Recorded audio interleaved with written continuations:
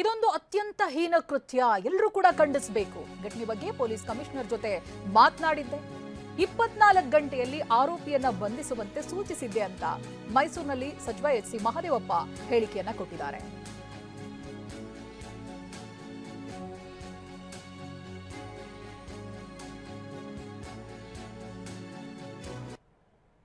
ಮೈಸೂರಿನಲ್ಲಿ ಒಂದು ಬಾಲಕಿ ಮೇಲೆ ನಡೆದಂಥ ಅತ್ಯಾಚಾರ ಹೇಯ ಕೃತ್ಯ, ಅದನ್ನು ಉಗ್ರವಾಗಿ ಖಂಡಿಸ್ತೇನೆ. ನನಗೂ ತುಂಬ ಮನಸ್ಸಿಗೆ ನೋವಾಗಿದೆ. ನಾನು ತಕ್ಷಣ ನಮ್ಮ ಪೊಲೀಸ್ ಕಮಿಷನರ್ ಮಾತಾಡಿ ಎಲ್ಲಿದ್ರು 24 ಅವರ್ಸಲ್ಲಿ ಹಿಡಿದು ಒಳಗಾಕಿ ಅವ್ರಿಗೆ ಅಂತ ಹೇಳಿದೆ. ನಮ್ಮ ಪೊಲೀಸರು ತಕ್ಷಣ ಕ್ರಮ ತಗೊಂಡು ಅವ್ರನ್ನ ಹಿಡಿದು ಕಾನೂನು ರೀತಿ ಏನು ಶಿಕ್ಷೆಗೊಳಿಸಬೇಕು. But it's very very unfortunate. I am deeply hurt. I condemn this incident. ಈ ಥರದವ್ರನ್ನ ಯಾವ ಕಾರಣಕ್ಕೂ ಬಿಡಬಾರ್ದು ಕಾನೂನು ಇದರಲ್ಲಿ. ಮೈಸೂರಿನಲ್ಲಿ ಬಾಲಕಿ ರೇಪ್ ಅಂಡ್ ಮರ್ಡರ್ ಪ್ರಕರಣಕ್ಕೆ ಸಂಬಂಧಪಟ್ಟ ಹಾಗೆ ಸರ್ಕಾರದ ವಿರುದ್ಧ ಮಾಜಿ ಸಂಸದ ಪ್ರತಾಪ್ ಸಿಂಹ ಕಿಡಿಕಾರಿದ್ದಾರೆ. ಮೈಸೂರಿನಲ್ಲಿ ಒಂದರ ಹಿಂದೆ ಈ ರೀತಿಯಾಗಿ ಕೊಲೆಗಳಾಗ್ತಾ ಇದೆ, ಇಲ್ಲಿ ಏನಾಗ್ತಾ ಇದೆ ಅಂತ ಆಕ್ರೋಶ ಹೊರಹಾಕಿದ್ದಾರೆ. ಬನ್ನಿ ನೋಡೋಣ. ದಸರಾ ಮುಗಿದ ಬೆನ್ನಲ್ಲೇ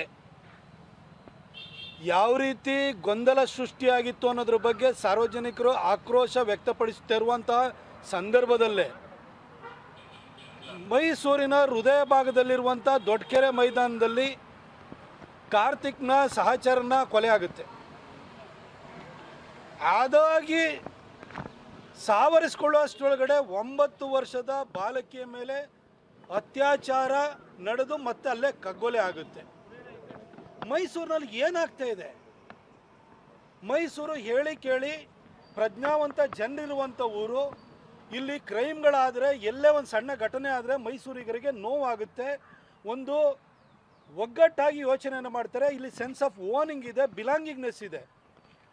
ಇಂಥ ಮೈಸೂರಿನಲ್ಲಿ ಈ ರೀತಿ ಪೈಶಾಚಿಕ ಘಟನೆಗಳು ನಡೀತಾ ಇರೋದು ನೋಡಿ ಜನಕ್ಕೆ ದಿಗ್ಭ್ರಮೆನೂ ಆಗಿದೆ. ಒಂದು ರೀತಿ ನಮ್ಮ ಮೈಸೂರಲ್ಲಿ ಇಂಥದ್ದು ನಡೀತಾ ಇದೆಯಾ ಅಂತೇಳಿ ಹೇಳಿ ಎಲ್ಲರ ಎದುರುಗಡೆ ನಾಚಿ ತಲೆ ತಗ್ಗಿಸುವಂಥ ಪರಿಸ್ಥಿತಿ ನಿರ್ಮಾಣ ಆಗಿದೆ.